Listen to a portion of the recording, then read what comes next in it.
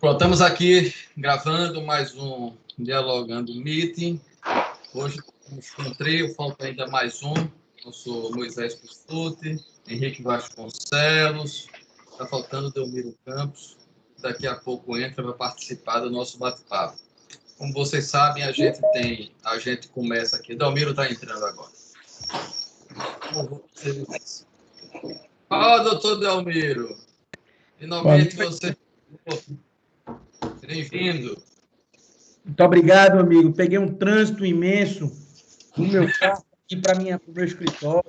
A gente imagina, deve ter tropeçado em 2 sapatos, fez um software. Rapaz, que elegante. Não, os caras na elegância danada, né? Muito bem. Olha, Delmiro, estamos começando aqui. Já iniciei a gravação. Botou um gel no cabelo. Todo mundo aí, tudo elegante. O trio. Tá dizendo que o pessoal quer o trio maravilha do direito eleitoral. Trio que não é brincadeira. Então, deixa eu iniciar. Delmiro, aqui a gente começa o seguinte. Nosso bate-papo a gente vai conversar tranquilamente aqui sobre esse tema do convite, né, os gastos de campanha, os gastos públicos, que essa pandemia representa, esse vai e não vai de datas, vai ter eleição agora, mais adiante. Isso impacta muito porque tem condutas vedadas a agentes públicos, né? Tem prazos aí envolvidos. Quer dizer, se numa época normal já é difícil para o gestor público acomodar-se aos limites das condutas vedadas, com todos os riscos inerentes, naturalmente, num período como esse, os desafios eles são bem maiores. E a nossa conversa aqui é um pouquinho sobre isso, sobre o que nós estamos vivendo nesse momento de dúvida, de incertezas, tentar clarear um pouco, discutindo isso, e no final, essa é a sistemática, a gente vai batendo um papo, no final eu vou abrir para quem estiver presente na sala de aula, ou na sala de aula não, na sala de conversa, bater um papo também, fazer as perguntas que quiser, fazer, enfim, as colocações que desejar. Então, esse método tem se mostrado muito interessante, esse é o nosso terceiro Dialogando Meeting, e é uma honra para mim recebê-los aqui. Então, eu vou conversar, vocês vão ficar muito à vontade, aqui não tem ordem, aqui é a casa da desordem, e a gente vai falando à vontade. Eu vou começar, assim, provocando um pouquinho, logo, com o Pistuti. Pistuti, o seguinte, antes de chegar na questão da eleição propriamente dita, um dos desafios do processo eleitoral, no quesito gastos públicos, é justamente aquilo que o Tribunal de Contas, os pronunciamentos dos Tribunais de Contas sobre as contas públicas, né, o impacto disso para a questão das inelegibilidades e o que isso repercute no pleito eleitoral. Como é que você está vendo hoje a jurisprudência do TSE a esse respeito? Quais são os grandes pontos controvertidos sobre isso? Você, que é uma das coisas que você gosta de mexer, inclusive.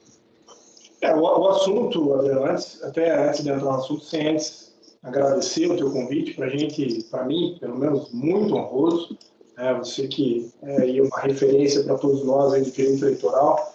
Quem é do direito eleitoral e não leu a tua doutrina não pode dizer que é do direito eleitoral. Então, há muito tempo a gente tem esse carinho, essa admiração por você.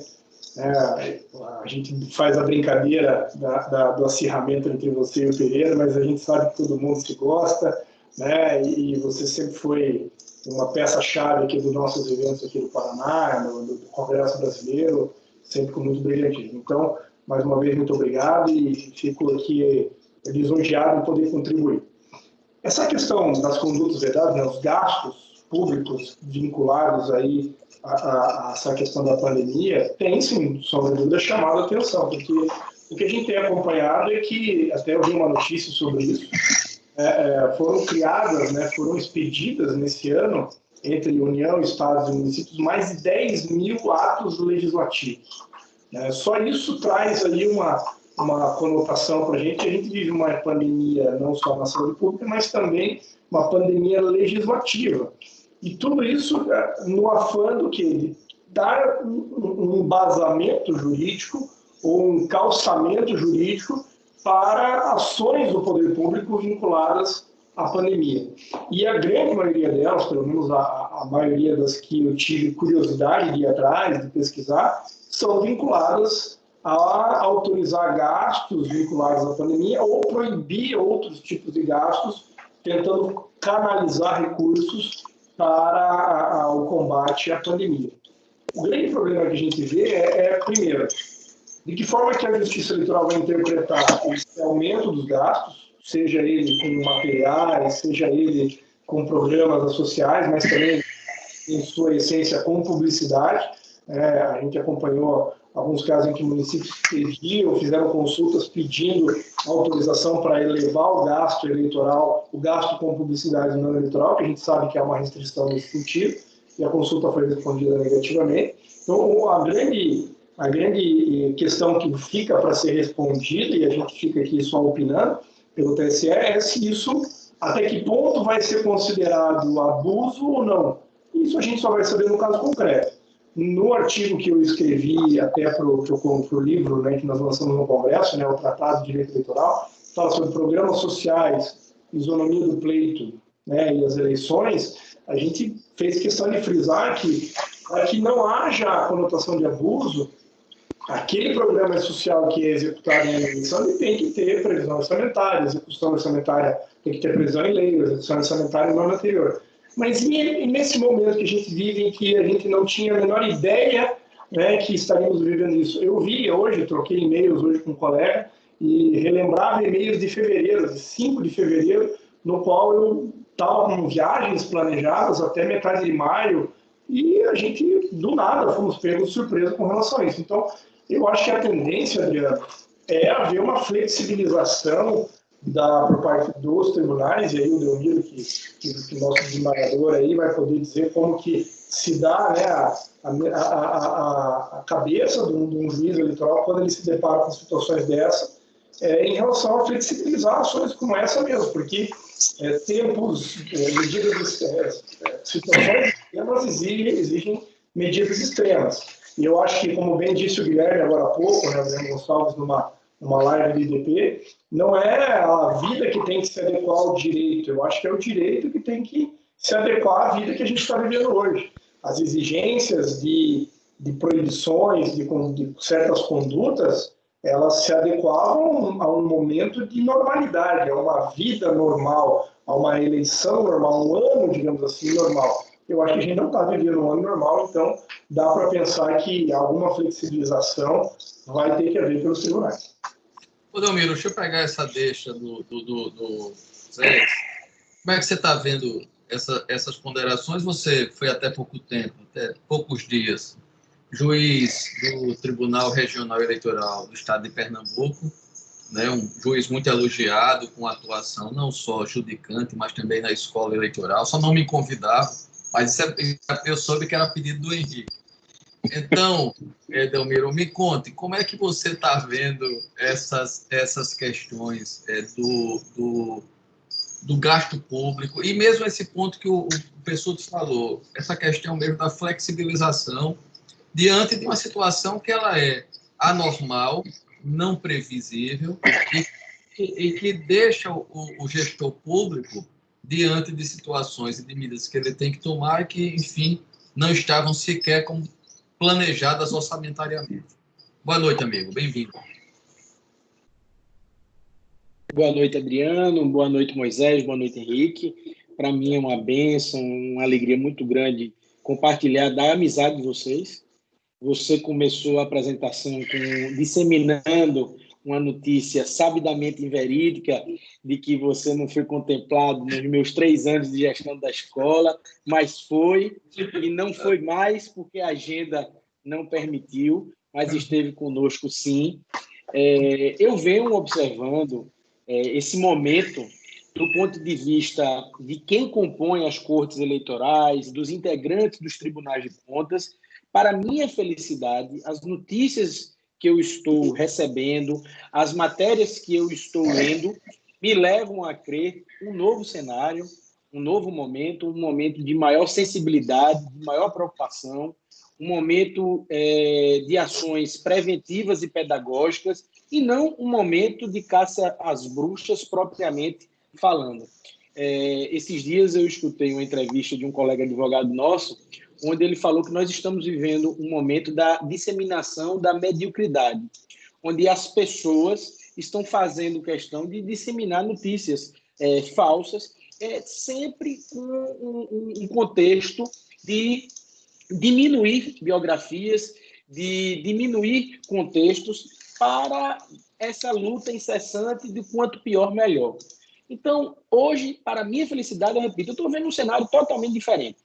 É óbvio que no momento oportuno, a partir e agora a gente falando num adiamento possível, lá para setembro, outubro, no início do enfrentamento dos registros de candidaturas, nós poderemos sim, até aquele momento, termos algum tipo de auditoria especial julgada. Aí, Henrique, Moisés, quem não está, às vezes a gente desliga o microfone, é bom, para facilita aqui a compreensão de quem não está. Então, o que é que acontece? Quando a gente... depois eu quero aprender, Moisés, como é que você desliga no controle, viu? Muito bonito aí, por sinal. Então, o que é que acontece? No período do registro de candidatura, que a gente almeja ser daqui a 5 meses, eu estou pontuando, 4 meses, né? Porque 2 meses faltariam agora, se a gente adiar mais 60 dias, algo em torno de 4 meses, nós poderemos ter já auditorias especiais do Tribunal de Contas da União e dos Tribunais de Contas do Estado já julgadas. Seria um cenário interessante, seria um cenário novo, né? Mas um cenário de que poderia causar influência direta nas eleições de 2020. O que eu espero é que essas primeiras noções de sensibilidade que eu estou enxergando permaneçam naquele momento. A gente separar bem as funções. Adriano, hoje a gente está vivendo um momento onde as maiores autoridades em direitos administrativos já relativizam e mitigam a questão da supervalorização, a questão dos sobrepreços, né? Já se é reconhecido a compra de materiais de insumo, de consumo ou materiais essenciais em valores mais altos, porque se reconhece e sabe que a demanda é superior à própria oferta. Então, querer crer nessa sensibilidade é algo muito necessário para o fortalecimento desse momento que nós estamos vivendo, por uma questão até de segurança jurídica. E eu complemento isso calçado em jurisprudências que já é do nosso conhecimento no que toca aos períodos de calamidade pública. Nós, da região aqui do Nordeste, podemos falar, em especial, dos anos 2010, 2011, entrou agora há pouco na sala virtual o operoso e dileto advogado da cidade de Palmares, no interior do estado de Pernambuco, o doutor Emanuel, e doutor Emanuel viveu muito isso em 2010, 2011. Alagoas e Pernambuco sofreram muito. Na terra com meu irmão é bispo, tá vendo? Palmares. Que coisa boa. Então, o que é que acontece? Nossas regiões, com aquelas enchentes, com aquele período de calamidade pública reconhecido, viveu momentos onde os tribunais regionais eleitorais mitigaram as regras de, por exemplo, atendimento à lei de responsabilidade fiscal, atendimento aos índices. Então, essa mitigação, na minha humilde opinião, é algo que se impõe.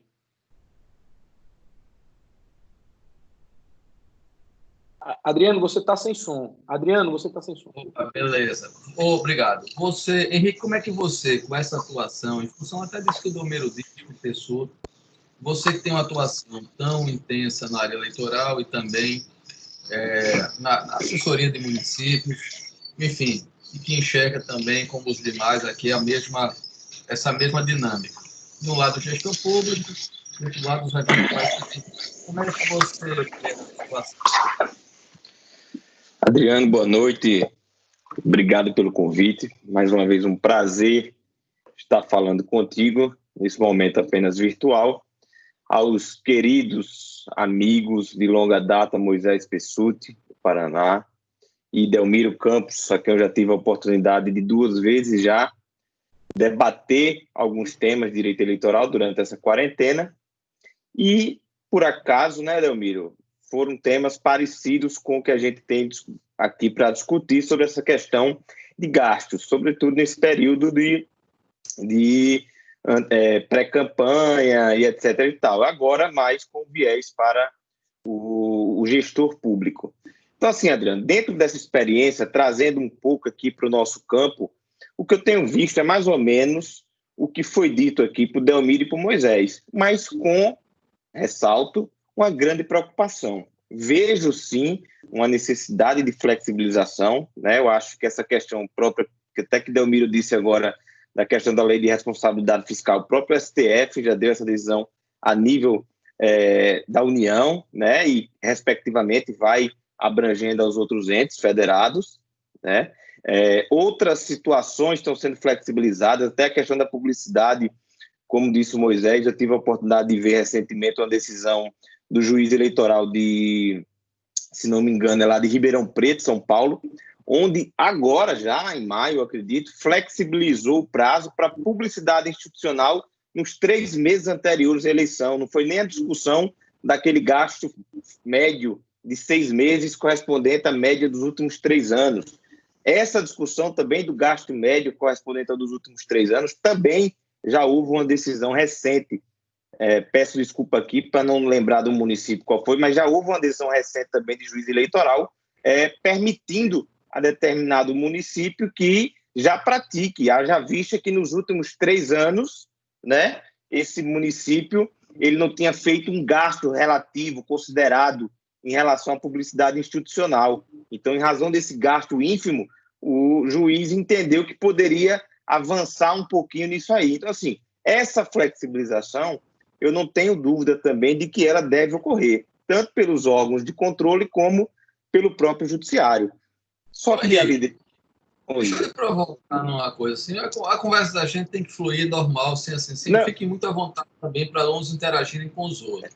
Eu só ia fazer uma consideração antes da sua... Só que tem uma situação muito específica, Adriano, que é o seguinte, mesmo assim, eu digo aqui, tiro pela nossa experiência aqui em Alagoas, eu tenho um receio de que aquela teoria do apagão da caneta, ela realmente apareça agora, porque eu tenho visto aqui, eu digo isso porque já são várias as situações lá no escritório, seja pela esfera da improbidade, ou seja pela esfera do direito eleitoral, por uma representação, o Ministério Público já instigando, intimidando a atuação do gestor público em relação a isso, entendeu? Em relação a essa situação dos gastos. Então, assim, essa teoria do apagão da caneta, tão conclamada, tão defendida e discutida, ela surge agora com um pouco mais de veemência. Por quê? Porque estão todos com receio, tenho sido muito consultado, pelo menos pelos clientes aqui, em relação a esses gastos, em relação a como fazer, ao modo de fazer, porque o Ministério Público e o Tribunal de Contas também têm feito, sim, orientações formais e informais em relação a esses gastos. Então, assim, diante de tudo que foi explanado, acredito que há, sim, vai ter, sim, essa relativização, mas também está tendo uma espécie de controle público curandeiro inspirado aí num voluntarismo pessoal desses órgãos de controle. Olha, um dos pontos que a gente vai tratar naquele primeiro webinário de direito eleitoral desse sábado que vem é justamente essa questão do direito de poder regulamentar como esse caso. Eu pergunto para o juiz eleitoral, ele pode, digamos assim, antecipadamente dizer se é o teto, se não é. Então, um juiz decide de um modo, outro juiz decide de outro. Há um modo de consulta, até, porque ele tem esse poder geral de cálculo, digamos assim. Como é que vocês veem isso, essa atuação do juiz eleitoral no processo sobre gasto público, por exemplo? O juiz ele pode suspender o efeito de um artigo de lei, ou ele pode decidir antecipadamente o que é ou não é o teto. Outra coisa, essa decisão dele, veja, em que ele libera, abre um caminho de boa-fé, mas o outro não libera. Como é que isso vai chegar nos tribunais, por exemplo? Nós vamos ter para cada município uma lei, para cada município, quer dizer, quando eu digo uma lei, uma regulamentação diferente. Qual é a avaliação de vocês? Adriano, eu queria pontuar, aproveitando aí que o perfil está com o microfone desligado, você tocou num assunto que eu venho me dedicando, e eu, inclusive, pouca gente acessou, vou dizer aqui em primeira mão, os pernambucanos que assistem, eu protocolei uma consulta eleitoral exatamente sobre esse tema aqui no TRE de Pernambuco, venho acompanhando essa matéria, e a matéria não foi alvo de ação ordinária apresentada na Justiça Eleitoral Pernambucana, mas foi na Justiça Eleitoral Alagoana, foi na Justiça Eleitoral Paranaense e foi também na Justiça Eleitoral Potiguar. E eu entendo, sim, ser possível que a Justiça Eleitoral possa dar um norte e mitigar o inciso 3º do artigo 73 da Lei das Eleições, deixando claro a observação de que qualquer eventual autopromoção, desvio da finalidade precípua dessa mitigação, qual seja fazer uso dos recursos publicitários exclusivamente para as ações afirmativas de prevenção e combate à pandemia ou, via de consequência, a esse planejamento de retomada econômica. O que está acontecendo? O TSE teve a oportunidade de se debruçar sobre a matéria, mas não se debruçou porque teve que aplicar uma jurisprudência consolidada de não enfrentamento de matérias que estejam apresentadas ao Supremo Tribunal Federal. Hoje, o Avante, através de um grande amigo nosso, o Ederson Advincula, protocolou essa ação para discutir a constitucionalidade, a rigidez constitucional dessa regra, mas o ministro Ricardo Lewandowski, em que pese ter atribuído um caráter emergencial no processamento do feito, não apreciou o pleito liminar. Isso é um ponto. Então, o que é que acontece? Alagoas, Rio Grande do Norte e Paraná, através de decisões individuais, já disse sim, é possível extrapolar os gastos com publicidade, desde que sejam efetivamente direcionados para a pauta e não comprometam a isonomia das pré-candidaturas. Isso é um ponto. Eu não vejo qualquer tipo de assodamento, de enfrentamento. Acho que a autonomia das ações ela permanece. Ao Ministério Público Federal, ao Ministério Público Estadual, ele pode, no meu sentir, ingressar com a respectiva ação civil pública por improbidade, desde que, obviamente, colecione aos autos prova de que houve a improbidade. Se ele vier tão somente com uma alegação chula ou com uma alegação básica de que, grande gole aí, viu, Henrique? Grande gole. De que houve um extrapolamento, e absolutamente nada vai lograr êxito uma ação dessa natureza, porque haverá, em tese, uma decisão permissiva para essa extrapolação. Eu queria deixar bem claro, aqui em Pernambuco, viu, Adriano?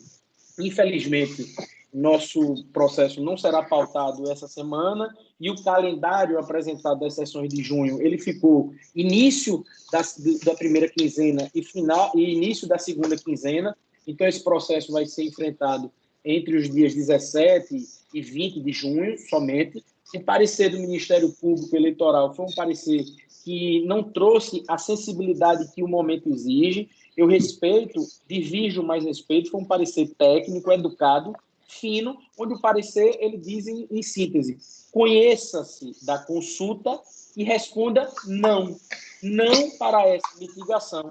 E ele alega que no próprio artigo 73 da Lei das Eleições há dispositivos que o legislador previu a forma de exceção, que é o exemplo da questão da doação de bens, e a exceção seria o estado de calamidade pública.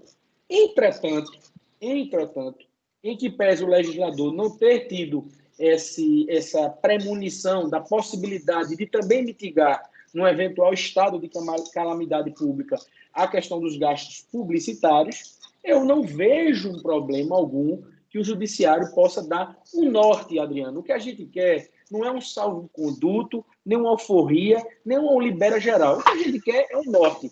E aí, para encerrar, eu tenho muito medo de parecer prolixo, eu fico a pensar na seguinte forma: seja o gestor responsável ou irresponsável, ou seja, esse orçamento diminuto ou um orçamento vantajoso, não me interessa para a minha provocação essas duas questões. Imagine que o orçamento dedicado para esse primeiro semestre, por causa da pandemia, tenha sido encerrado, atingido a cota agora em maio. Aí vem a pergunta: não poderá, em junho, haver investimento a título de informação ao público? Então, assim, fica a sociedade, fica esse questionamento, fica essa reflexão, e da minha parte, obviamente, fica a expectativa de nós vermos essa matéria pelo Supremo Tribunal de Londres. Pois é isso. Eu acho que as ponderações do Delmiro, brilhantes, muito válidas, até por conta de ter mencionado a consulta do Everson e outras aí que ele mencionou, mas a minha preocupação vai um pouco na linha do que o Henrique mencionou. Dar um poder quase que legiferante ou um poder de gestão. Peraí, alguém tá com Felipe. Certo. Então, dar esse poder quase que legiferante ou até de gestão para o judiciário, ainda que no afã de administrar as eleições, né, administrar o ambiente eleitoral, eu fico um pouco receoso porque se falava hoje justamente de terem regras diferenciadas para cada ambiente de eleição por conta do status em que estiver a pandemia. E a gente sabe que em juízes de circunscrições eleitorais, muitas vezes são aqueles juízes que moram na cidade, estão ali há muito tempo, e sem nenhum mérito ou demérito aqui, mas acaba que a pessoa tem um certo lado, politicamente falando. Isso. E a gente atua em eleições municipais, e eu tenho parentes na política, nasci no meio político, praticamente dentro de uma campanha eleitoral. A gente tem inúmeros casos que a gente atuou ou participamos, né, seja no ambiente familiar ou até mesmo advogando, em que havia uma inclinação do Poder Judiciário nítida ali nas decisões. Então, o meu receio, e isso a gente vai viver agora, um ambiente novo, é dar esse poder e aí depois a gente se arrepender, né? Então, dentro do ambiente aí das regras que vão valer para as eleições, ou até definir o que pode em termos de publicidade ou não, tem que manter um padrão que seja minimamente estadual, porque em âmbito municipal eu acho bastante perigoso, sabe, Adriano? E uma pena realmente a consulta não ter sido respondida, né, do Everson, porque o ambiente está propício a você ter um gasto maior com uma série de coisas. É natural, a gente brinca, mas você vê os hospitais hoje, querendo ou não, muitas pessoas deixam de ir ao hospital por conta do medo de contrair o Covid, etc. Então, há uma certa economia, se for ver, por conta da mudança de cultura que nós estamos tendo. Eu li uma notícia, não me lembro dos dados técnicos agora, ou os dados estatísticos, mas a queda de doenças respiratórias como um todo foi, assim, da ordem de quase 50%. Então, está tendo uma economia por parte de alguns setores do poder público em detrimento do excessivo gasto que tem que ser feito para evitar, né, o aumento dos contágios. Então, até em termos orçamentários, falando em termos orçamentários, vai ter que haver um remanejamento do orçamento que vai burlar as regras de lei de responsabilidade fiscal, que vai burlar aí, digamos, o que seria exigido em termos de legislação, do que está legalmente posto, para se cumprir o que estamos vivendo. Então, o que está na legislação hoje nos atende, mas o que eventualmente precisar ser alterado vai ter que haver ponderação por parte do Judiciário.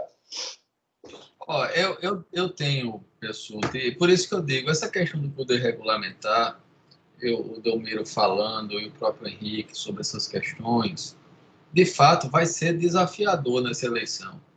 Eu acho que esse era um tema que, por isso que eu fiz 3 mesas para discutir esses aspectos, porque nós vamos ter muitos problemas e tratamentos diferentes, de município a município, de estado para estado. Eu tenho para mim, assim, só antecipando e rapidamente me posicionando, de que nós estamos num campo aí de princípios, princípios que são aqui inafastáveis. Direito à vida, direito à informação sobre a vida. O prefeito ele não tem candidato ou não candidato, em segundo mandato ou não, enfim, em termos de... Ele não pode, ele tem o poder dever, inclusive, de agir, de informar.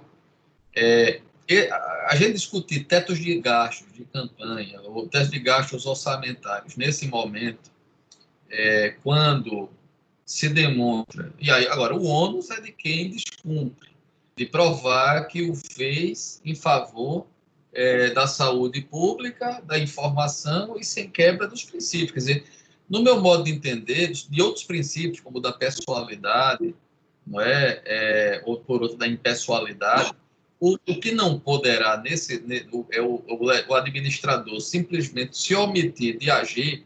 Aqui, por exemplo, mesmo em Pernambuco, houve bloqueio que parou hoje, aqui em Recife. Imagina o seguinte, vai fazer um prefeito, eventualmente, vai fazer um bloqueio de vias, ou vai tomar medidas que afetem a vida das pessoas, e ele não vai poder informar, através do município, em publicidade específica sobre isso, que atende uma finalidade pública, por causa de uma norma eleitoral. Não me parece isso seja razoável, diante de outros tantos princípios jurídicos aí, diante de normas, inclusive, constitucionais. Obviamente, isso já demonstra realmente que esse ano cada município vai ter o seu desafio em relação, inclusive, à atuação de cada juiz eleitoral.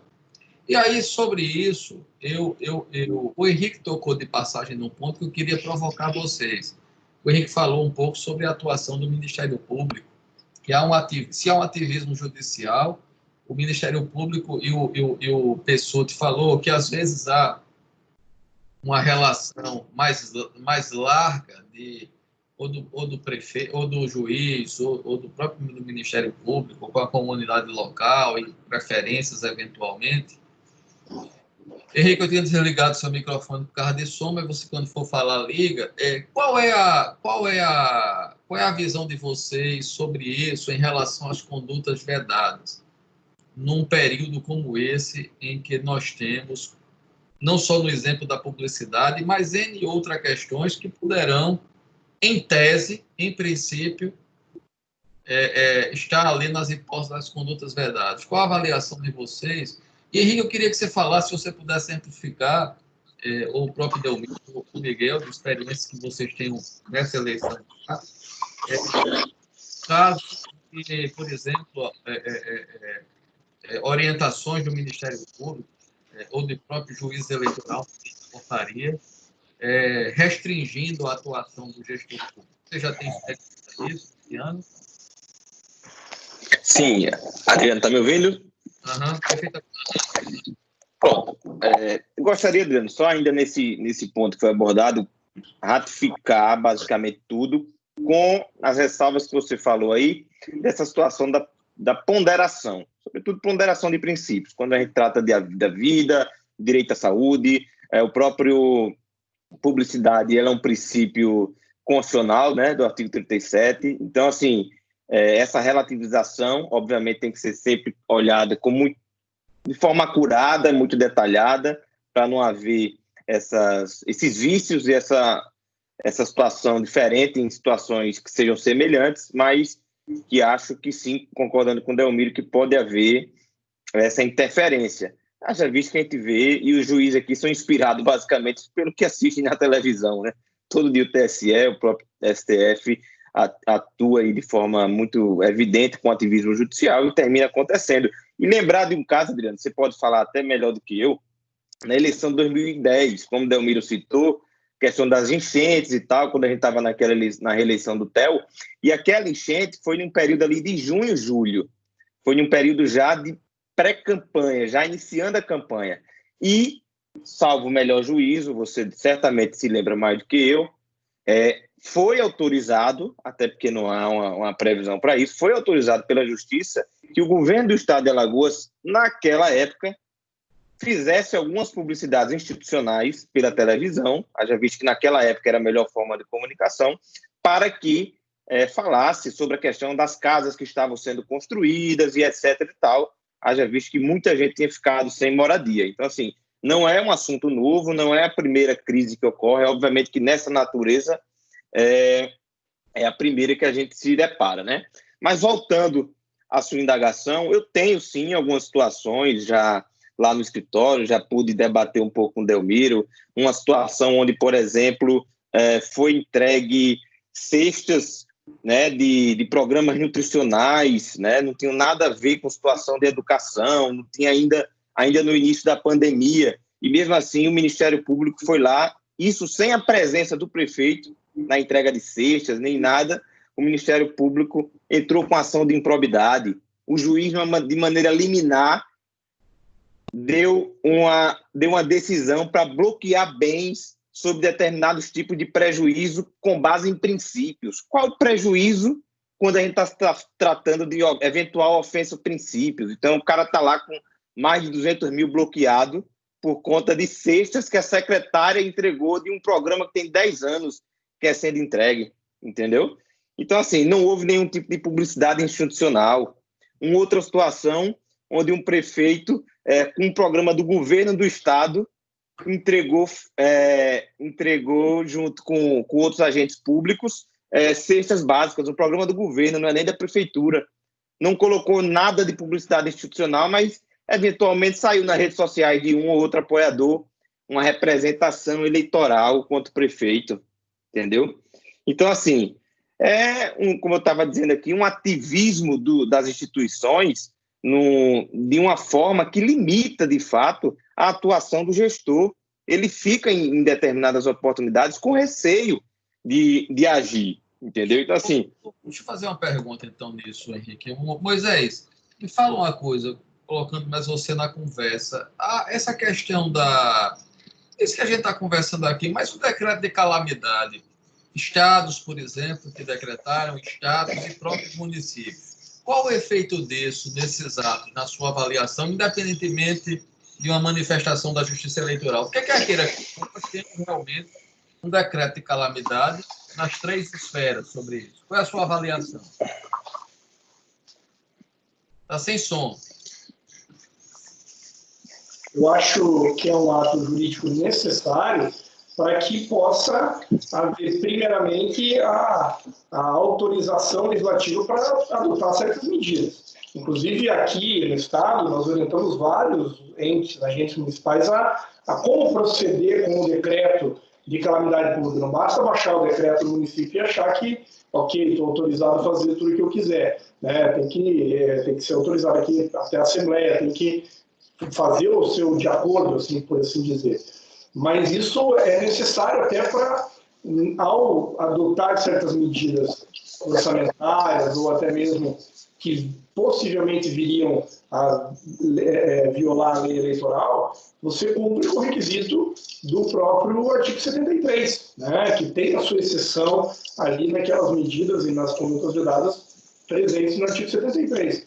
Então, a decretação de calamidade pública, ela não só é necessária, como ela dá elementos legislativos para que o ente público possa, digamos, passar a agir nessa avenida para adotar as medidas que sejam necessárias. Sem isso, o município não pode se dar o luxo de passar a adotar essas medidas. Agora, esses exemplos que o Henrique deu, eu acredito que estão em ambientes e municípios onde foi decretada a calamidade pública, o exemplo da enchente que foi mencionado e tudo. Aqui no estado do Paraná nós estamos foi baixado um decreto de calamidade agora me fugiu o nome, da questão da água, fugiu a palavra, estava com ela na ponta da língua, estava procurando até o decreto aqui agora, por conta da baixa pluviosidade que nós temos aqui no estado, enfim, na região sudeste toda, né? Nossos rios estão aí baixíssimos até, né? O Adriano, que é do setor energético, e sabe o quanto isso afeta aqui, não só a questão da água, mas a questão energética também aqui no estado. Então, foi baixado um decreto de calamidade hídrica aqui no estado. Eu, no meu pouco conhecimento que eu tenho, digamos aí, os amigos sabem muito mais que eu não tenho conhecimento de que existe essa possibilidade jurídica de calamidade hídrica. Você tem uma calamidade pública, seja ela hídrica, ou de saúde, ou qualquer outro tipo de situação que gere uma calamidade. Mas, ao fazer isso, o governo do estado adota medidas ou se autolegitima para adotar certas medidas que podem ou necessariamente terão que ter outros olhos do poder das outras autoridades, como o Ministério Público, por exemplo. Então, por exemplo, um prefeito que entrega cestas básicas vindo de um programa governamental, seja estadual ou municipal, se ele está ali se autopromovendo é uma coisa. Agora, o fato dele fazer isso nesse momento, já ser réu numa ação civil pública, é um exagero. Então, você vê uma participação desses agentes querendo participar do processo político-eleitoral. Isso acontece sobremaneira aqui, no estado do Paraná. Nós tivemos, não sei se cabe o exemplo, mas na eleição passada nós tivemos um candidato ao Senado que foi preso em pleno processo eleitoral. Então, poxa, isso faz com que a gente realmente pondere essas questões. Será que nesse momento aquele prefeito que está a fim de ajudar a sua população, fazer aquilo para que ele foi eleito, atingir o interesse público, não vai asfaltar uma rua, mas vai dar uma cesta básica, vai propiciar os alunos da rede pública que não estão indo à escola, dar a merenda para eles em casa, pelo menos? Será que isso vai ser uma conduta que venha a alterar as condições de igualdade nas eleições? Naturalmente, aquele gestor que atender melhor os interesses públicos vai estar em evidência. Caberá à oposição mostrar que aquilo foi feito com um nítido caráter eleitoral ou não. Aí é uma briga eleitoral, que não vejo como ser cerceada ou proibida desde já. Pessoa, pegando esse gancho seu e o que o Henrique falou há pouco, para provocar aqui o Delmiro. O Henrique mencionou uma questão que, de fato, nós estamos tratando muito, Moisés, que é questão de fake news e tal, mas não é nem esse ponto. Eu vou tirar fake news e vou usar a verdadeira notícia, mas aquela que não é publicada, mas circula com muita força via rede social e WhatsApp. Por exemplo, essas entregas que eventualmente seja feita, condutas que, em tese, estariam ok, mas que, por apoiadores, isso começa a ser divulgado em larga escala, em WhatsApp, em rede social. Delmiro, como é que você avalia isso? Por exemplo, nessa questão de medidas que sejam tomadas pelo poder público em função dessa crise e que terminam sendo não pelo próprio candidato, mas por terceiros, isso tendo uma ampla divulgação desses efeitos. Como é que você enxerga os efeitos jurídicos disso? Tem alguém com o microfone ligado aí que está trazendo uma interferência. Queria mandar um abraço aqui para a querida Eduarda, aqui do Paraíba, um abraço para Fernando Coelho, amigo nosso, que tem atuação também no interior de Alagoas, e a todos que nos assistem. Alguns nomes eu não consigo identificar, a pessoa tem que entrar no chat da reunião que aparece o sobrenome e a gente consegue identificar. Bem, Adriano, esse é um tema que apaixona, é um tema intrigante. Você, no início, perguntou a minha opinião, inclusive, sobre os tribunais e esse olhar. E eu estou vendo, por parte do Ministério Público, uma atuação muito não homogênea. Eu percebo que existe uma série de recomendações e instruções padronizadas, alguns estados literalmente copiando outros estados. Às vezes eles disparam em grupos de WhatsApp entre si e todos os promotores com atuação no feito eleitoral repetem, às vezes tem os mesmos erros de português, ou às vezes a alusão à cidade vizinha.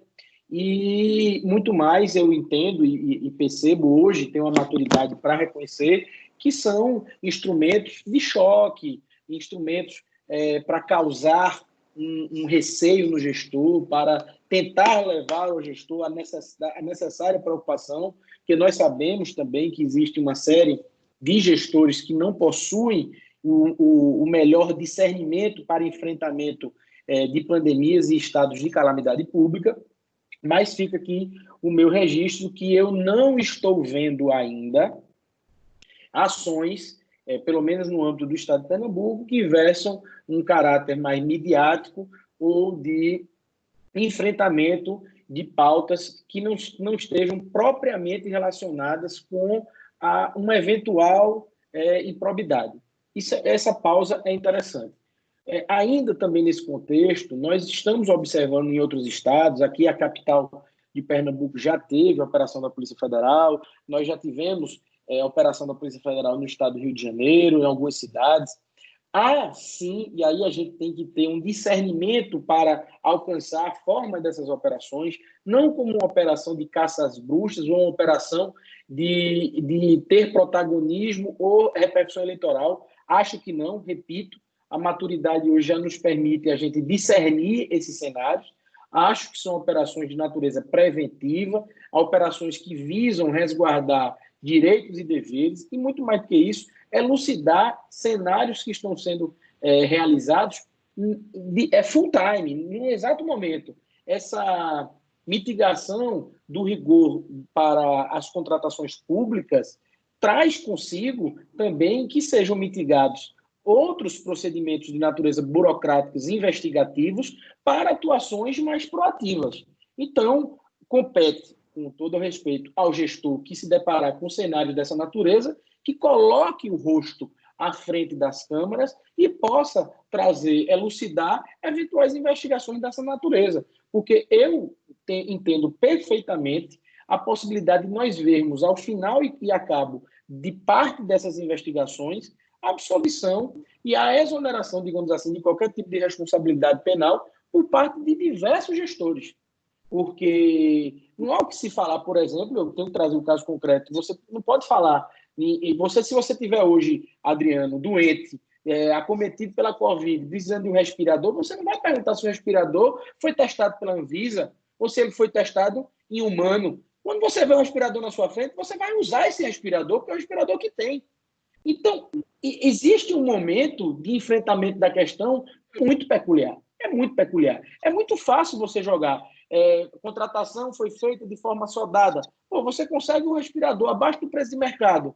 Você mitiga esse procedimento e compra. Agora, isso na política tem um ônus e o bônus.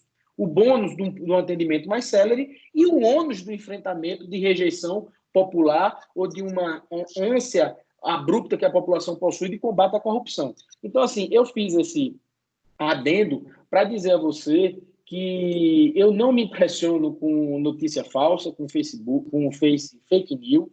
Eu acho que isso é apenas a modernização da fofoca. A gente já enfrenta isso desde que política é política.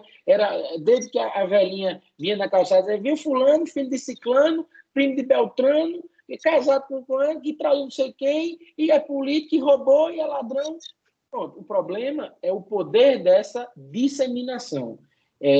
A velocidade que essa disseminação possui e o impacto verdadeiramente que ela possui para as eleições. É uma realidade. Eu acho que o marketing, a comunicação ganha um protagonismo porque leva ao candidato essa necessária expertise para se posicionar a respeito. Nós temos o caso emblemático, eu acho arretado, o caso emblemático daquela foto que fizeram do João Dória, supostamente numa suruba, com 3 mulheres, e isso lançado na sexta-feira, eleição no domingo, ele só veio desmentir na segunda-feira. E isso tem um conteúdo científico por trás disso. O marketing entendeu que o eleitorado paulista queria alguém com o aspecto de macho, naquela questão da cultura efetiva machista, que queria aquele cara viril, aquele cara forte, e que aquela fake news via, era uma coisa boa para aquele momento, para aqueles 3 dias. Na segunda-feira ele apareceu com a esposa, disse que era mentira, que era bem casado, e bola para frente, bola para frente. Então, assim, só para concluir, Moisés, o que a gente vê hoje é que existe a fake news negativa que projeta de forma positiva. Para complementar, nós tivemos... Estou brincando. Para você... Veja, ele vítima ele não foi, porque não se sentiu vítima.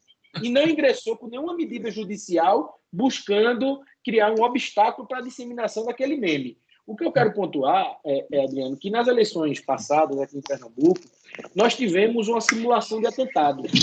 Um candidato do interior teve o carro dele alvejado por mais de 27 tiros de 12. Rapaz, na hora de julgar no TRE, eu não estava como membro do TRE, eu me lembro que o desembargador disse, rapaz, nem para ele levar um tiro na perna, ele não deu um tiro nem de raspão no braço dele. Quer dizer, foram 27 tiros. Se você imaginasse cada bala onde foi, no local da casa, não tinha possibilidade daquele cara não levar um raspão. Mais do que isso, de que um vidro do carro não tocasse nele, não fizesse um arranhão. Pois bem, ele foi desvendado ter sido uma farsa, ele foi alvo de uma ação própria da Justiça Eleitoral, ele teve o registro dele cassado, ele perdeu a eleição, porque a população conseguiu discernir aquela notícia falsa de uma notícia que estava tomando corpo. Porque ele fez a campanha, Adriano, 40 dias ele ficava, tentaram me calar, tentaram me matar, mas não vão conseguir, a população não vai deixar. E aí, com 5 dias, quando a Polícia Civil apresentou o inquérito e mostrou que aquela tinha sido uma ação forjada, a candidatura dele foi destronada. Então, eu pontuo que o fake news é algo que veio para ficar, que a gente tem que saber conviver com ele, combater e fazer uso positivo dele. Pela mesma rapidez que existe a disseminação de uma fake news nesse sentido eleitoreiro, você tem a mesma rapidez para que haja o efeito rebote. Nós temos aqui no Paraná um episódio emblemático, o Adriano, que é mais conhecido do eleitoral das antigamente, assim vai lembrar, que é o caso Ferreirinha, né? Aqui, que é a eleição contra o Martinez, o Delmiro Henrique, talvez de memória não devam lembrar, talvez por pesquisa. Você está chamando Adriano de velho. Você está chamando Adriano de velho. É uma pessoa muito mais estudada. Está chamando pelo nome. Ferreirinha é verdade. Uma pessoa que não Ferreirinha, o pessoal saber. A questão da Ferreirinha foi emblemática, que ele teria sido... enfim, o caso concreto, a verdade é que, assim, um Ferreirinha hoje talvez não se criasse no ambiente de hoje, porque as pressões seriam tantas em cima daquele cidadão que seria difícil de manter a farsa tanto tempo. Né? No episódio da eleição de 2006, se eu não me engano, também teve os episódios aqui das fazendas, dos Maldias, enfim, que depois acabou se comprovando ou não, enfim, também não veio o caso, mas houve um benefício, um ganho eleitoral disso. Né? Então, da mesma forma que tem a rapidez da divulgação de uma matéria falsa nesse sentido, você tem que ter o candidato, tem que estar embasado para desmistificar aquilo, para dar o feedback para o seu eleitorado. E da mesma forma, o Pereira fala muito isso, o Adriano deve discordar, talvez, eu imagino, que o efeito da fake news na eleição ele é mínimo, porque ela atinge, ela alimenta o ego daquele que acredita naquilo que está sendo publicado. E aquele que está vendo a fake news e não acredita naquilo, não lhe afeta. A pessoa olha aquilo e dá uma risada, né? Não traria um efeito. A mesma coisa a questão das pesquisas. Qual que é o efeito que uma pesquisa eleitoral traz para o seu eleitor? Em termos percentuais, ela consegue alterar o resultado da eleição? Você vai seguir, deixa eu só interromper para dizer o seguinte: todos que estão aqui, a partir de agora, pelo horário, qualquer um de vocês que estão ouvindo aqui, quiserem fazer alguma pergunta, participar, alguma observação, está aberto. Vocês podem ligar o microfone e a câmera, interagir, fazendo a pergunta aqui. Eu apenas vou moderar para qualquer um dos nossos 3, e até para mim, eventualmente, dos nossos 3 convidados. Fiquem à vontade, aqui é a casa de vocês. A ideia do meeting é essa. Primeira parte, os convidados, depois vocês podem provocá-los, perguntar, estamos às ordens. Desculpe, Pessuto, pode continuar, só por causa do horário. Não, era só fazer essa ponderação. Qual realmente vai ser o efeito? A não ser que seja eu acho uma deepfake, né? Aquele vídeo, né? Até o Alexandre Basílio, acho que fez um vídeo esses dias do Einstein, orientando as pessoas a como se cuidar em relação aos cuidados de higiene pessoal para não contrair o coronavírus. Usou algum aplicativo que faz a leitura facial e parecia o Einstein falando. Então, a não ser que seja algo nesse sentido, que até a pessoa vir à tona para... Ou até se for uma pessoa que, enfim, não queira participar do processo, mas acabe influenciando dessa maneira, aí pode ser que tenha influência. Do outro modo, eu não vejo como influenciar. Mas eu falei em fake news, e aí eu acho que eu acabei levando a conversa para um lado um pouquinho fora do tema, quando o que eu queria dizer, e vou voltar agora situar melhor. Questão de conduta vedada mesmo. O Henrique fez uma menção, foi aí que eu puxei a pergunta, o Henrique pode até dar sequência falando sobre isso, que é o seguinte: o candidato, ou por outro, o gestor, ou alguém por ele que vai ser candidato, que é secretário, que vai fazer a entrega de bens ou serviços dentro do que manda a lei, e agora o pessoal vai lá, por exemplo, fotografa e tal, e dissemina isso a alguém do grupo político, ou ligado, enfim. E isso passa a ter algum tipo de repercussão. Ele não divulgou, ele não fez publicidade fora de época. Não foi ele quem disparou as imagens. Como é que vocês veem isso do ponto de... E essa é uma realidade que acontece muito hoje com a disseminação das mídias sociais, o poder de fogo que essas redes, que as mídias têm. Como é que vocês veem isso do ponto de vista hoje das condutas vedadas no meio dessa pandemia? Olha, Adriano, posso começar? Claro. Veja bem, em relação à situação da conduta vedada, eu não vejo qualquer vedação, né, em relação à utilização de eventual de imagem, né, social em si, ou alguma coisa do gênero, possa atingir, se estiver dentro do período, não tiver, como Moisés disse, aquela execução anterior, tal, aquela situação como todo prevista na legislação. Eu acho que o assunto aí, ele deve ser abordado também sobre outras perspectivas, né? A própria do abuso do poder político, né? E eventualmente econômico, sobre a questão da própria propaganda antecipada, né? Porque muito pode se discutir sobre essa perspectiva, embora, caso não haja pedido explícito do voto, né? Todos aqueles balizamentos adotados naquele voto paradigma do ministro Fux, né? Eu acho que também há uma restrição muito grande à adoção de uma propaganda antecipada em situações como tais, né? Porque se for promovida por meios que não sejam proscritos, né? Que estejam feitos dentro de um eventual gasto médio, que não seja nem feito pelo próprio político, né? O candidato, a reeleição, o pré-candidato, etc. Mas tem uma perspectiva muito forte aí que tem que ser vista, que é a própria da improbidade administrativa, né? Sobretudo sobre o aspecto do ferimento do princípio da impessoalidade e de como se dá essa eventual publicidade institucional. Então, eu acho que a análise ela tem que ser feita sobre todas essas perspectivas para que a gente veja se efetivamente hoje houve o ferimento a algumas delas. Carlinha Nicolini está aqui, ela, acho que numa das outras reuniões nossas aqui, tinha provocado a questão dessa, você falou improbidade eleitoral. O que é que vocês acham disso? Improbidade eleitoral? Sim. É um termo interessante. Eu não gosto. Adriano. Eu não gosto. Dá para dizer improbidade, assim como dá para dizer estelionato eleitoral. Dá para trazer um desdobramento dessa interpretação. Mas diga, deixa eu ouvir também. Como é que é esse exame? Pode ser que o ministro Barroso goste da ideia. Ele gosta do direito do invencionismo, é muito próprio dele. Eu estou muito feliz com ele na presidência, porque ele vai poder tanger, digamos assim, as pautas, potencializar as pautas, mas não será mais protagonista de processo na condição de relator.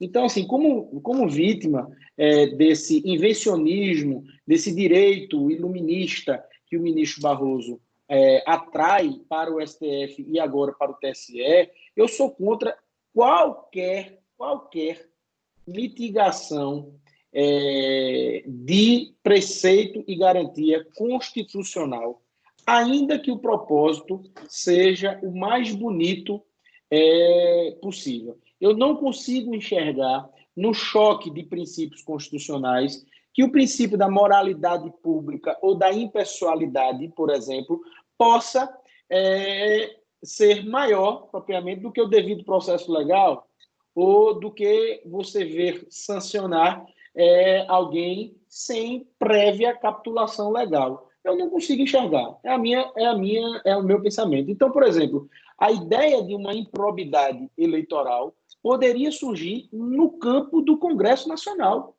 Amplo debate, audiência pública, projeto de lei e uma recepção legal. Agora, do ponto de vista, obviamente eu não chutei Carla ainda, do ponto de vista propriamente da ideia, eu sou refratário. Eu costumo dizer, Adriano, tentando conter a minha prolixidade, que nós estamos no direito da invencionice. O que é que está acontecendo hoje? Eu já vi outro dia eu tinha, salvo engano, na minha última sessão do TRE, ou então logo em seguida da minha última sessão do TRE, eu vi um julgamento que alguém pontuou assim, a partir dessa decisão, na minha última sessão, a partir dessa decisão, o candidato, o réu dessa ação, era uma ação penal, ele está inelegível. Aí eu disse, não. E quero que conseguir a minha posição de que ele não está. Mas, desembargador, por que você está dizendo isso? Eu disse, porque as condições de elegibilidade só podem ser oferidas com ano da apreciação do registro de candidatura. E se a gente deixa nas notas taquigráficas de um processo penal que ele está inelegível, a gente está sacramentando por decisão judicial uma pré-inelegibilidade não consentida em lei. Não, mas ele, na medida que ele é condenado em segundo grau por captação de sufrágio, ele está inelegível. Eu disse, não está. E aí insisti, e para ser sintético, eu disse, o processo vai prescrever daqui a 10 dias. Antes da publicação do acordo e da oposição de embargo de declaração, o tal processo, iria incorrer na prescrição da pena em abstrato. Pelo amor de Deus, com 10 dias, o processo iria ser fulminado pela prescrição. Então, aquele candidato não estaria, sob qualquer hipótese, inelegível, ainda que condenado. Enfim, eu fiz esse apontamento porque, às vezes, a gente trazer as ideias que têm um nítido propósito colaborativo e muito mais de combate à própria corrupção, traz um cenário de insegurança enorme. Queria ouvir, Carla. Carlinha, bem-vinda, boa noite. Está sem microfone, Carlinha. Está sem microfone. Não, ainda tá no silêncio. Solta aí. E eu não posso ativar daqui, Carlinha. Só você aí. Boa noite, amigos. Aí, é um prazer ouvi-los. Só foi uma provocação do Adriano. Eu não sou a favor da improbidade eleitoral, nem a pau. Inclusive porque tem muita gente que está sustentando que, como o recebimento do fundo, muita gente está fazendo campanha com fundo eleitoral, então implicaria em improbidade. Enfim, uma loucura que eu também não embarco, não é essa a minha posição. Mas eu queria aproveitar para fazer um questionamento com vocês, que eu já falei outro dia com o Rui, né? E com o inciso 6, a linha B do artigo 73, ele prevê que o gestor possa pedir para o juiz reconhecer o estado de calamidade e autorizar a propaganda naqueles 3 meses, né? Havendo essa provocação da parte do gestor e um reconhecimento da calamidade, vocês entendem que a questão do gasto, né, não fica também já um pouco resguardada para efeito de, se ele gastar mais do que eu sei, do que ele poderia gastar? Já não há desde que o juiz já reconheceu e ele já demonstrou lá como é que vai ser a propaganda, que é para a finalidade de atender a questão emergencial, isso já não fica uma situação que favorece o gestor para eventualmente ser questionado o gasto a mais? Carlinha, a gente até começou aqui justamente discutindo um pouco isso, mas eu vou deixar os meninos fazerem um breve resumo da posição de cada um e eu vou... eu já até escutei, mas eu queria entender, falar sobre essa perspectiva do reconhecimento da linha B. Rapidamente, em cima do que a Carlinha disse, qual é o seu ponto de vista? Você perguntou a quem? O pessoal, para você. Tá. Cara, obrigado pela sua participação. Acho que a ponderação é importante. Sem dúvida, eu mencionei até que daria a legitimidade a ele tomar as medidas orçamentárias, financeiras, etc., necessárias para isso. Mas não é uma carta branca para ele fazer o que ele quiser e, no sentido ainda do controle a posteriori pelos órgãos de contas, ou até mesmo pela Justiça Eleitoral no âmbito de uma AIGE, né, no âmbito do abuso, eu acho que o fato de haver o decreto não dá a ele essa tranquilidade.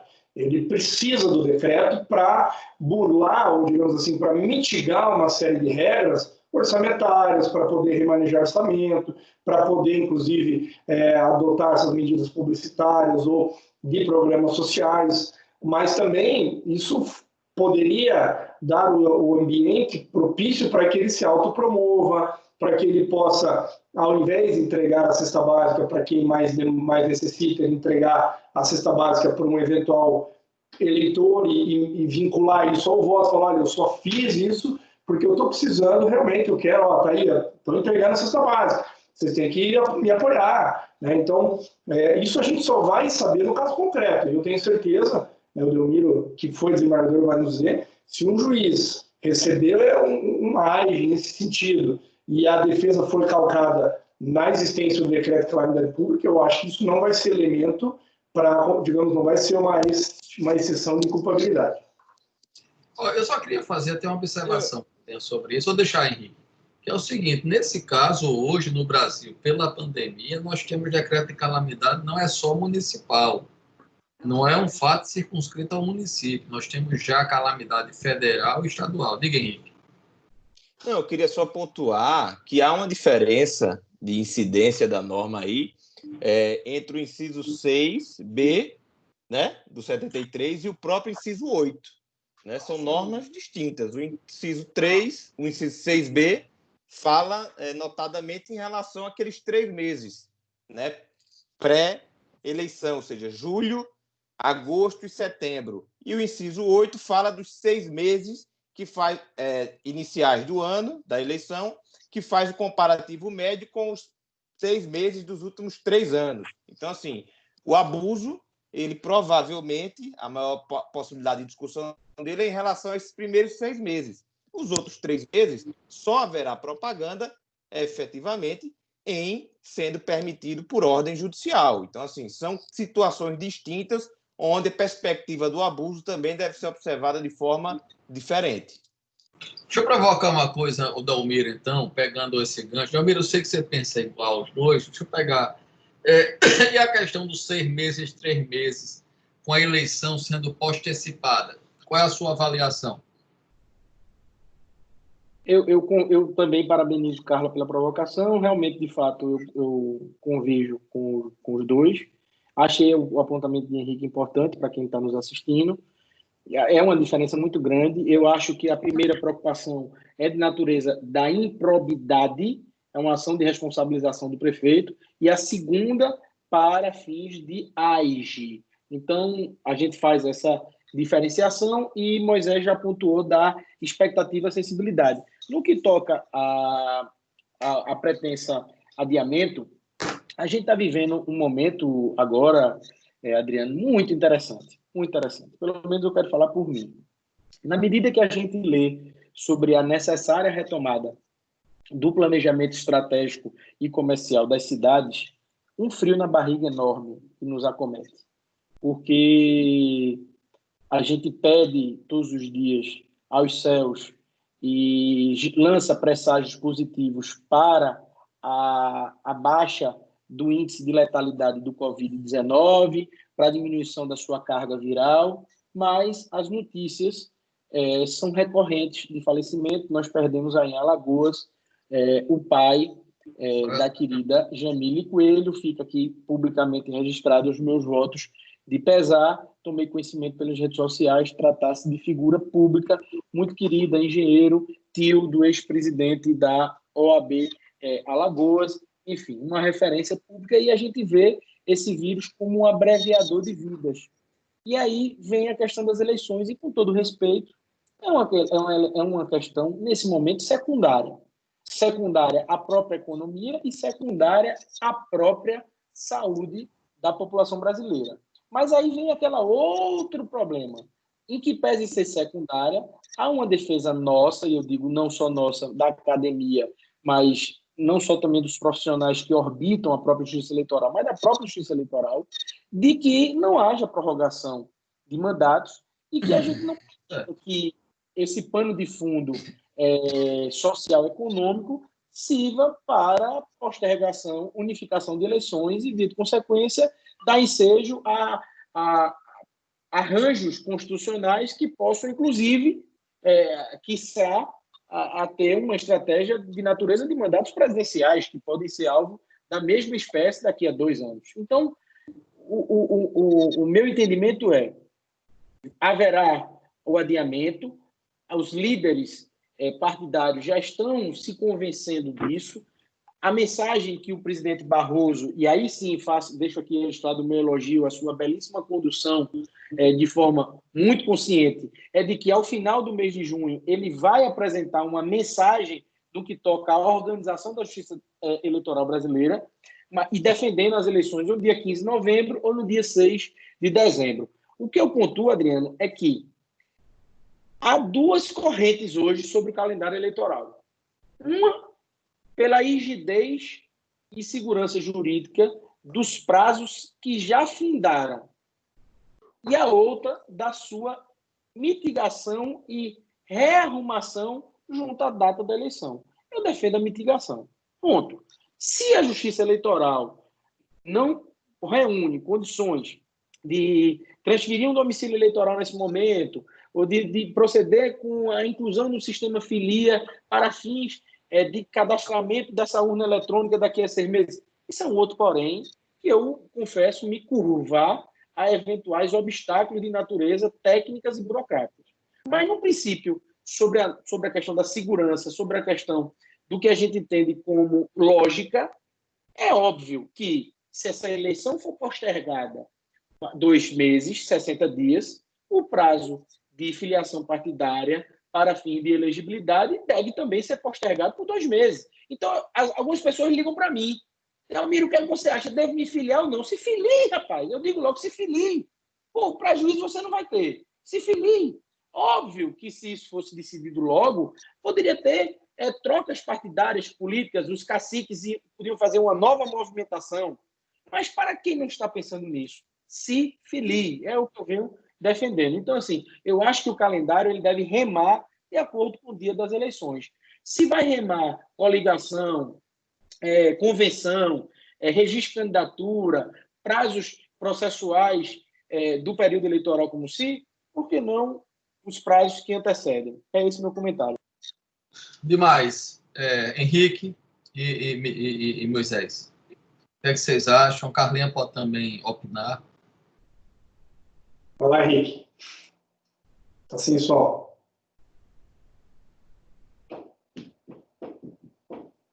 Tá sem som, Henrique. Oi. Eu vou, antes de entrar nessa situação, até porque será um comentário breve em relação a isso, eu gostaria de pautar aqui algumas situações que o Demiro trouxe lá atrás, de uma diferenciação, ainda sobre o tema dos gastos, né? Uma diferenciação entre os atos administrativos, né? Tudo que tem corrido aí Brasil afora, Rio de Janeiro, outros estados, a gente viu agora em relação também ao Nordeste, a questão dos respiradores, a quantidade, a compra superfaturada e etc. e tal, né? E fazer essa diferenciação que de fato existe, deve ser combatido, sim, com a ameaça, o amedrontamento que alguns poderes constituídos tentam trazer à classe política sobre essa ótica aí de que todos que estão pegando dinheiro do Covid, dinheiro do governo federal, dinheiro de quem quer que seja, estão fazendo isso sob a perspectiva de cometer ato de corrupção, porque é isso que grande parte da sociedade diz. Olha, eles estão isolando para que possa pegar dinheiro e aí sim fazer crime eleitoral, cometer caixa 2 para fim de eleição e etc. Então, assim, são atos distintos, né, que a gente deve combater, deve estar vigilante, observando, mas a gente não deve, e aí discordando do Delmiro, pelo menos a realidade que a gente tem sentido aqui em Alagoas é que sim, os órgãos de controle estão agindo nessa onda intimidatória, certo? E assim, e aí só para falar um pouco, para fechar essa questão dos gastos, falar também da própria medida provisória que o governo federal adotou, aquela 966, se não me engano o número dela, que trata sobre a questão de criminalização dos atos administrativos, né, da perspectiva de dolo e erro grosseiro, que o Tribunal Superior, o STF também já fez amoldou ela, já azeitou ela conforme as suas visões iluministas. Então, assim, há também a própria LINDB, né, também, que é recente, 2018, mas que é muito aplicada. Então, assim, eu tenho defendido muito em relação aos gestores que eles também não podem ficar só amedrontados, sentados na cadeira e não agir. Porque há hoje uma jurisprudência... Alguém abriu. Há uma jurisprudência, né, já consolidada em relação a algumas perspectivas no STJ, nessa matéria, e a legislação vem avançando. Todos que estiverem presentes, o Zanetti que abriu e outros que desejarem, podem abrir e entrar aqui, perguntar, fiquem à vontade. A casa é de vocês. Nessa altura, daqui a pouco a gente está caminhando para o fim. Então, tá? Diga, Henrique. Não, e só para finalizar, então, assim, há hoje um arcabouço jurisprudencial, embora e legislativo, né? Assim, embora esses órgãos de persecução venham sempre atrás, ávidos por uma condenação, né? Mas se você pegar hoje o repositório de jurisprudência do STJ, próprio TRF5, que atinge a nós aqui, entendeu? E o arcabouço legislativo, ele também há uma proteção. Há que ter indício de culpabilidade, há que ter indício de dolo, nem que seja genérico, etc. Então, assim, há esse tipo de proteção. Então, eu queria deixar pontuado essa situação sobre a análise aqui no nosso território, na nossa circunscrição. E em relação às eleições, ratifico aí questão de prazo, tudo que o Delmiro disse, concordo ipsiliteris com o relatório que a própria Abradep tem tido e as discussões que tem feito e as proposições que foram feitas ao Tribunal Superior Eleitoral e tem sido feita permanentemente junto ao Congresso. Então, assim, queria, em relação a esses pontos, deixar minha opinião aí bem firme. Adriana, você perguntou para o Delmiro a questão do fato de ter havido uma diminuição do tempo de campanha, como é que fica essa questão das condutas vedadas, os 3 meses, enfim. Eu acho que essa interpretação que a gente tem que fazer, do porquê que era 3 meses, é porque era o período sensível das eleições. Naturalmente, você tendo uma diminuição do tempo de campanha e havendo uma prorrogação, né, da eleição, adiamento das eleições, eu tenho para mim que todo o judiciário eleitoral vai acompanhar essa interpretação de que as medidas que forem feitas ali por setembro ou até agosto, que não estaremos em período eleitoral, se adiado for a eleição, não terão o condão de serem interpretados como conduta vedada. Eu acho que vai haver necessariamente uma transposição desse entendimento, uma mitigação desse entendimento, até que no meu entendimento já deveria ter havido esse ano, uma reforma eleitoral no passado, as alterações que nós tivemos, uma sensível alteração do ponto de vista de adequar esses prazos, por exemplo, desincompatibilização, virou uma confusão, o servidor tem que sair com 3 meses sem saber se quer ser candidato ou não, né? Então, são várias questões que têm que ser adequadas a essa alteração do prazo das eleições. Então, a conduta vedada, sem sombra de dúvida, também acaba indo para essa mesma vala comum, penso eu, né? Carlinhos, você tem alguma ponderação sobre isso? Pode dizer, Henrique, fica à vontade. Só fazer uma ponderação, dizer que esse período crítico de 3 meses, a gente tem que levar em consideração também que as eleições até 2014 eram no prazo de 3 meses, né? Exatamente. A partir de 2016 era aquela ficou esse micro processo eleitoral aí de 45 dias, basicamente. Exatamente. Carlinhos, tem alguma ponderação sobre isso? Tem alguma discordância? A gente, por fim... Sem som, Carlinhos. Sem som, Carlinhos.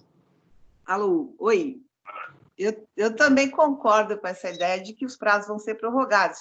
Eu tenho uma dúvida com relação à questão do fechamento do cadastro, que é os 150 dias, já foi fechado, então eu não sei como é que vão se trabalhar a questão dos prazos de filiação partidária, essa questão de continuar valendo, ou se poderia considerar as filiações, troca de partido, essas coisas por conta dos cadastros eleitorais e das inseminações de urna, isso tudo que eu acho que a Justiça Eleitoral, que eu não sei se vai dar conta, mas eu, em tese, concordo que os prazos vão todos ser prorrogados.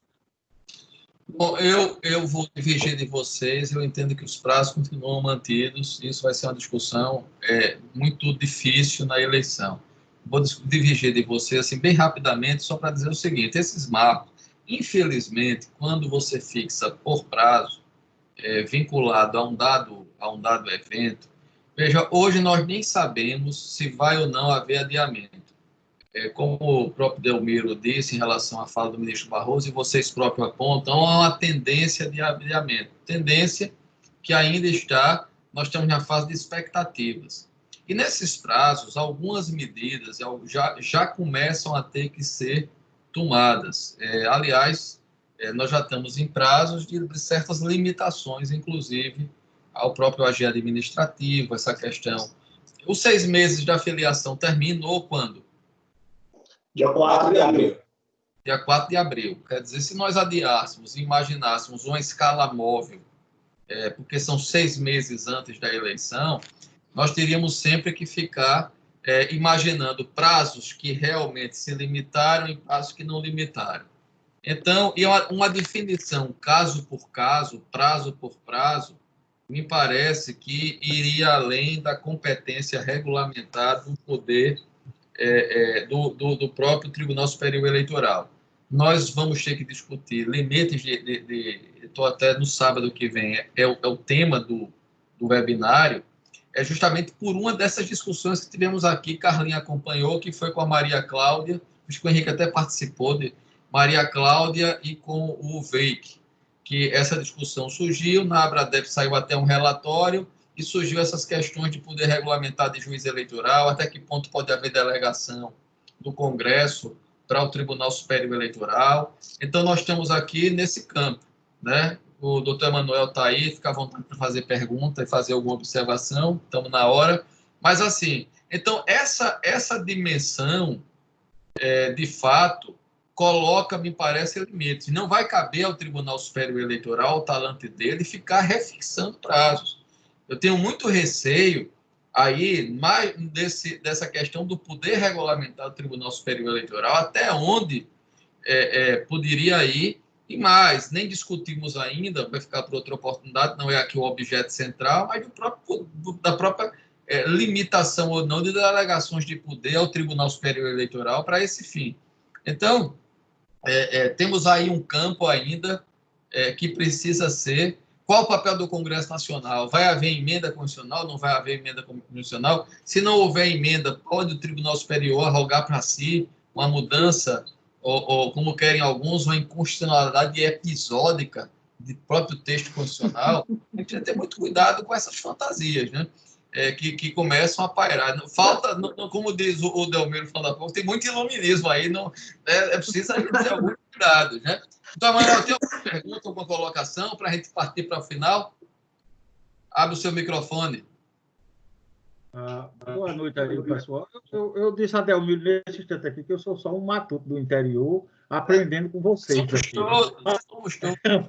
Mas aí ele ficou me provocando aqui para entrar, porque eu fiz uma pergunta até no chat, que eu acho o seguinte: a gente está demorando demais para tomar essa decisão do adiamento.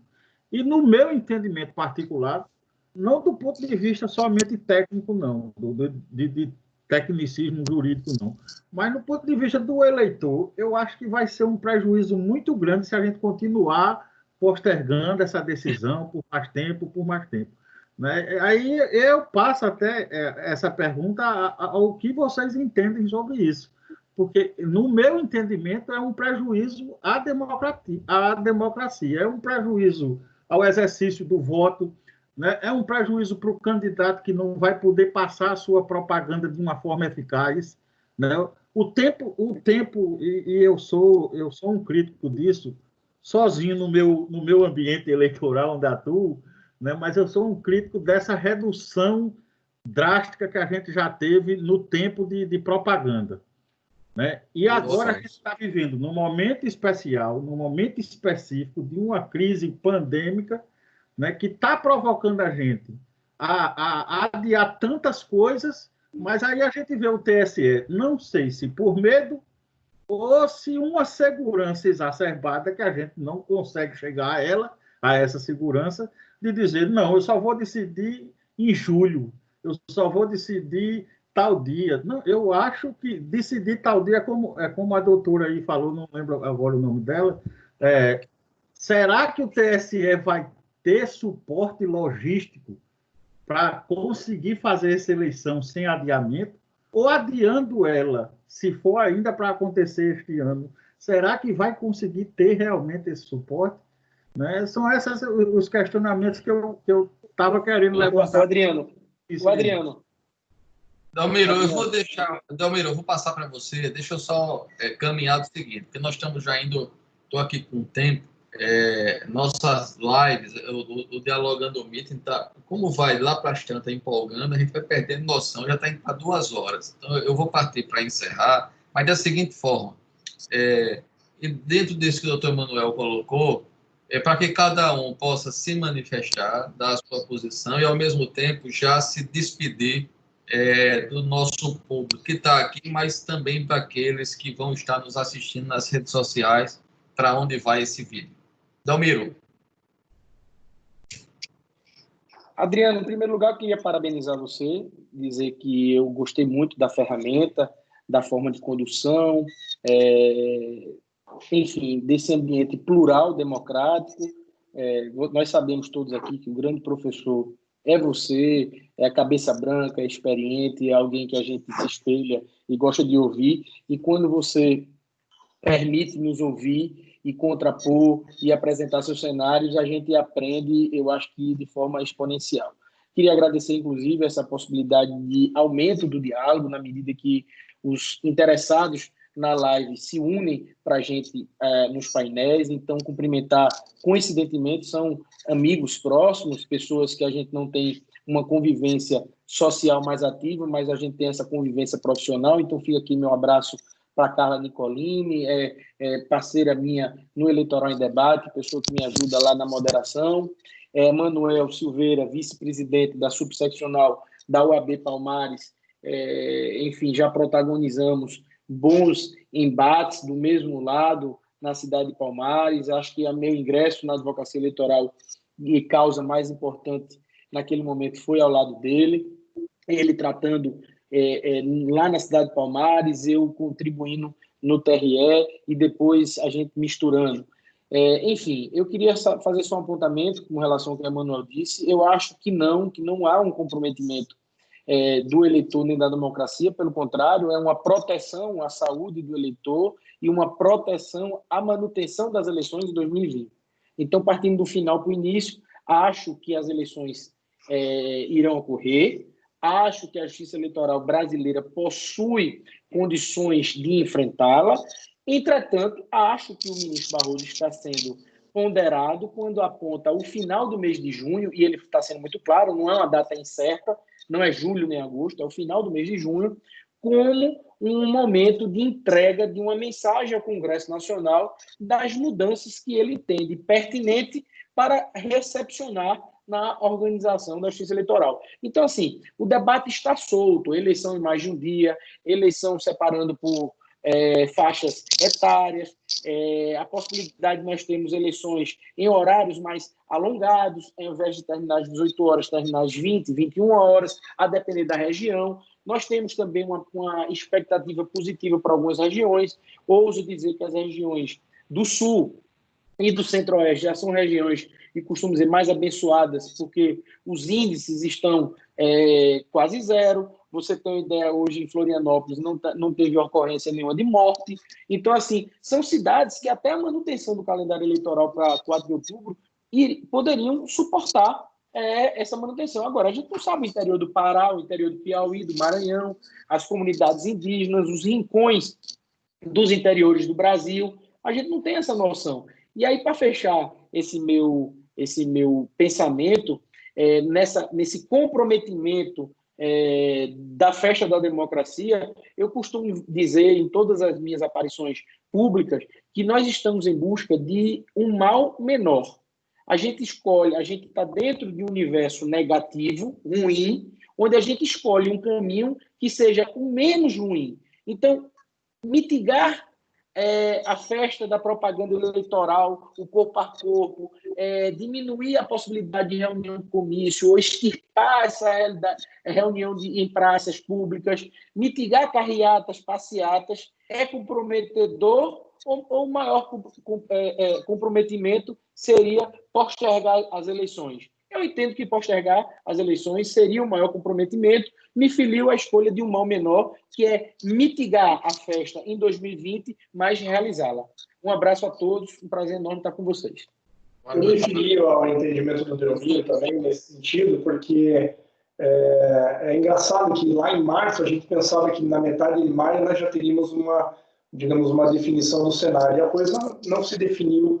Nós estamos indo aí para metade de junho, e o ministro, acho que sabidamente, colocou uma data limite para isso. Independente da diferença regional que nós temos em relação a onde está pior a pandemia, onde está melhor, onde poderia ter uma eleição normal, aqui no interior do estado do Paraná tem cidades que não tem um caso sequer confirmado, né, de Covid. Né? Então, daria para ter uma eleição normal ali, né? As pessoas adotando as medidas, se acautelando, etc.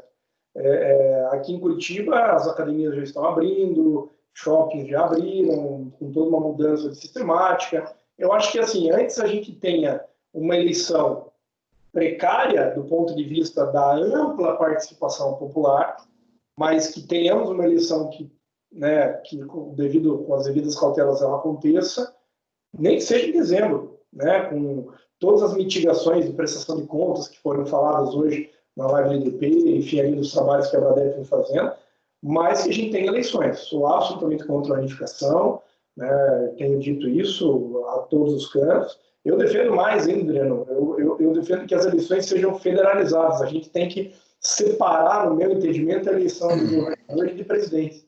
Eu acho que nós temos que ter o fim da reeleição, mandatos aí talvez um pouquinho maiores, aí, mas eleição para prefeito e vereador, deputados e governador, senador e presidente. Eu acho que as pautas são completamente diferentes e o eleitor só perdeu, de fato, o gosto, né? Acha que a campanha eleitoral é chata ou que só atrapalha, como a gente acaba escutando, porque se criou esse demônio que seria a campanha eleitoral, né? Eu acho que nós temos que tentar mudar essa cultura e o ambiente político para isso agora existe, porque nós, no ambiente de tecnologia que nós vivemos, todo mundo hoje busca informação da sua própria casa, não precisa ir para um comício. O candidato faz o comício da sua casa para quantas pessoas quiserem assisti-las através de uma live. Nós não tivemos aí lives sertanejas, né, com milhões e milhões de acessos, vai do quanto aquele candidato cativar o seu público, né? Mas não é toda a população que tem acesso aos meios de comunicação, de fato, mas aí para esses, se for o meu objetivo, se o meu eleitor for esse tipo de eleitor, né, se as minhas políticas, se as minhas bandeiras forem voltadas para esse tipo de eleitor, eu vou adotar outros meios de campanha que não estão previstos, né? Então, fica aí também meu agradecimento para já nos despedirmos e agradecemos uma vez, Adriano, a essa participação. Fico à disposição para outras que o senhor queira fazer, você, né, meu amigo, enfim, e também à disposição dos amigos que estão participando aí para enviar perguntas, caso seja o interesse desses em participar. Henrique. Olha, Adriano, ainda na linha do que o Delmiro e do que o Pessutti disseram, eu acho que a gente já vem sofrendo restrições no processo eleitoral, como eu disse, há muito tempo.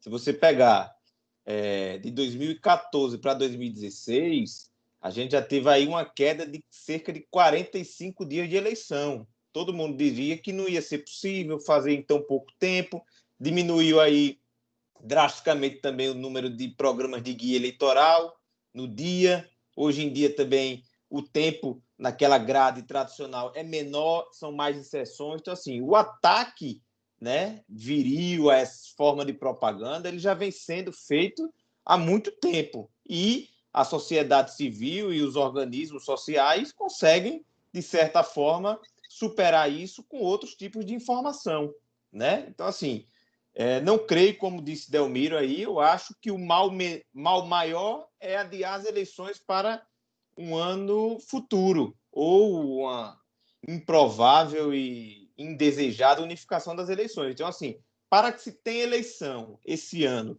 é necessário que se mantenha algumas restrições.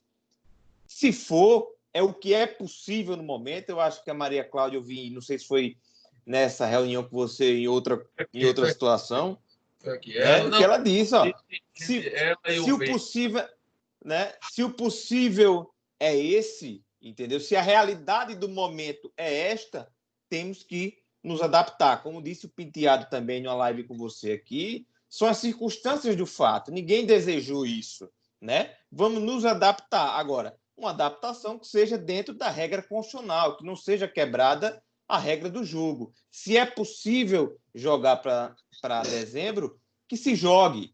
E voltando, eu acho que foi prudente, sim, a gente esperar até esse momento, certo? Por diversos aspectos. Como disse o Moisés, lá em março a gente imaginava que no final de abril a gente teria algum cenário. A gente chegou em junho. Esse cenário, como disse, no sul, no centro-oeste, em alguns estados, a realidade, graças a Deus, ela é melhor.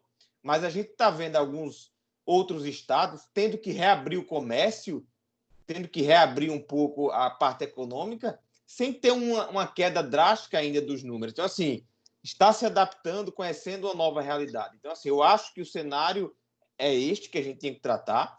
Lá no final do mês muda, se for o caso, provavelmente será, e se muda lá para dezembro. E a gente vai se adaptar como nos adaptamos às outras restrições. Basta ver que até 2006 a gente tinha o quê? Showmício, trios elétricos, e quando ia acabando, todo mundo dizia, rapaz, não vai dar mais condições de fazer eleição.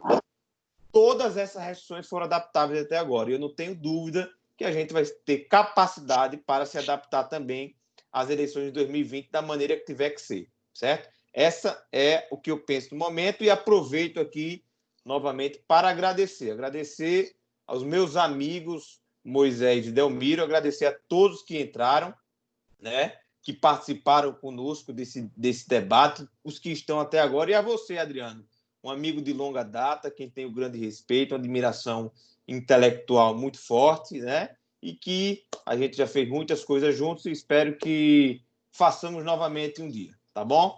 Sim. Um forte abraço, fica Carlinha, com Deus. Obrigado por estar aqui. Carlinha, logo, você que me habituou, vamos fazer uma dessas juntos. Carlinha atuou comigo na eleição para governador da Bahia, lá, primeira eleição do Rui Costa, né, Carlinha? Estivemos juntos numa eleição bonita, vitoriosa de primeiro turno, uma belíssima disputa, e a gente estava lá advogando juntos e foi uma belíssima experiência. Eu quero agradecer a vocês, dar boa noite a todos, e para mim é um prazer de tê-los todos aqui. Foi uma ótima participação do pessoal que entrou, isso vai ficar tudo nas redes sociais, mas, sobretudo, dizer como é bom esses momentos. Eu tenho aprendido muito nesse dialogando, assim, a cada reunião dessa, a cada conversa, a gente vai ouvir visões diferentes, pensamentos distintos, as realidades locais, a experiência prática grita muito, e isso faz com que a gente tenha sempre que renovar as reflexões. Então, isso é muito positivo, muito rico, e saibam vocês, assim, o nível de enriquecimento pessoal, de aprendizado meu com vocês, aqui nessa noite, foi enorme, eu quero muito agradecer. Boa noite, eu vou encerrar aqui a gravação, enquanto, depois de encerrada, me despeço. Boa noite a vocês, até logo.